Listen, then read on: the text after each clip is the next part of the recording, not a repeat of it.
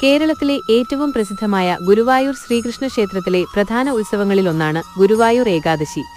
വൃശ്ചികമാസത്തിലെ ശുക്ലപക്ഷ ഏകാദശി ദിവസമാണ് ഈ പുണ്യദിനം നമ്മൾ ആഘോഷിക്കുന്നത്. ഇതിനെ മോക്ഷദ ഏകാദശി എന്നും വിശേഷിപ്പിക്കാറുണ്ട്. എന്തുകൊണ്ടാണ് ഈ ഏകാദശി ഇത്രയധികം പ്രധാനം? ഈ ഏകാദശി നാളിലാണ് ഗുരുവും വായുവും ചേർന്ന് ഗുരുവായൂർ ക്ഷേത്രത്തിൽ പ്രതിഷ്ഠ നടത്തിയത് എന്ന് വിശ്വസിക്കപ്പെടുന്നു.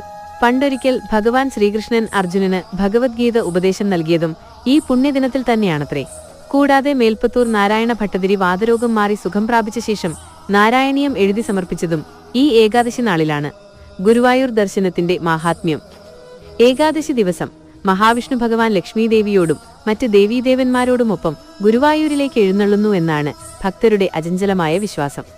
അതുകൊണ്ട് തന്നെ അന്നേ ദിവസം ഗുരുവായൂരിൽ ഒരു ദർശനം നടത്തുന്നത് വളരെ പുണ്യകരമായി കണക്കാക്കുന്നു.